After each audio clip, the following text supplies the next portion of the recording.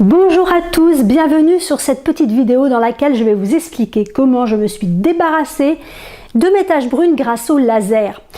Alors j'ai choisi cette méthode car j'avais déjà testé les traitements à l'azote et les crèmes dépigmentantes. L'azote fait un peu mal, on ne peut pas traiter beaucoup de taches en une séance et en plus ça laisse parfois des marques disgracieuses. Quant à la crème dépigmentante, question efficacité, personnellement je n'ai pas vu grand chose. Maintenant, je vais vous expliquer comment s'est déroulée ma séance de laser. Tout d'abord, j'ai choisi une bonne adresse, donc un centre laser appartenant à un médecin. Ensuite, j'ai utilisé un écran total bio 3 semaines avant la séance. Ça, c'est vraiment obligatoire, même en hiver. Et bien sûr, je ne me suis exposée ni au soleil, ni aux UV. Autrement, le laser permet au médecin de travailler rapidement. Donc, vous pourrez faire traiter un maximum de tâches en une demi-heure environ. La bonne nouvelle est que ça ne fait pas mal. Quand le laser fonctionne, vous recevez en même temps de l'air froid qui élimine la douleur. Bon, honnêtement, ça sent un peu le poulet grillé, mais c'est tout. Ah oui, alors le petit truc désagréable à signaler quand même, c'est que le traitement au niveau du visage, notamment dans la région des yeux, occasionne parfois des flashs rouges très puissants. Or, on ne comprend pas trop pourquoi puisque l'on porte des lunettes totalement opaques. Alors j'ai demandé au médecin et en fait il s'agit de la lumière laser qui est rétro-projetée à l'intérieur de la peau.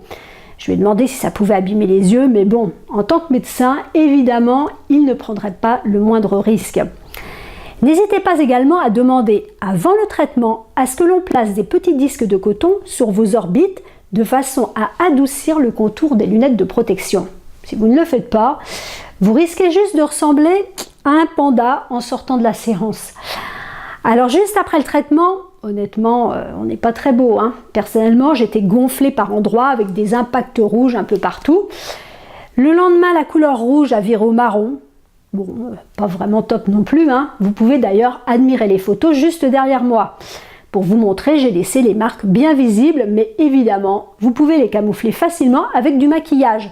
Le fond de teint Dermablend de Vichy est vraiment idéal pour ça.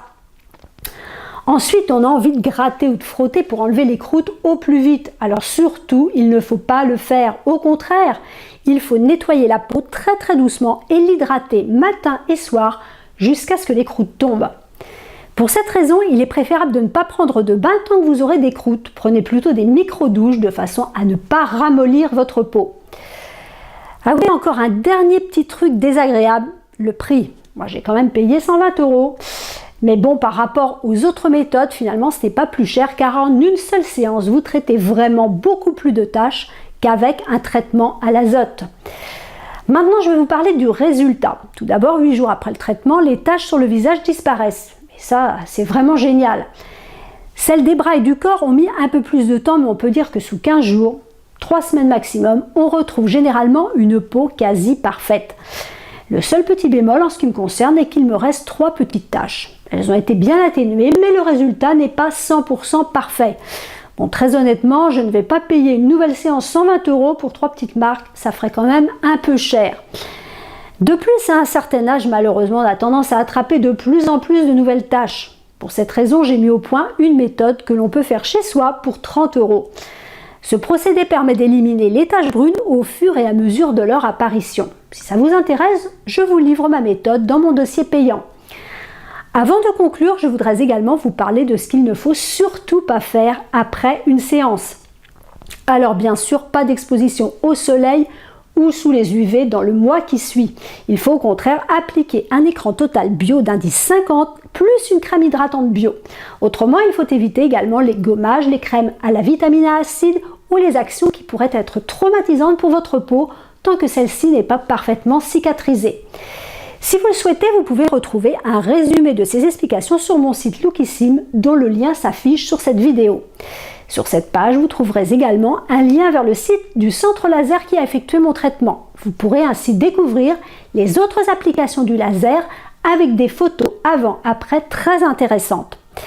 J'espère que cette vidéo vous sera très utile et je vous dis à très bientôt pour de nouvelles vidéos.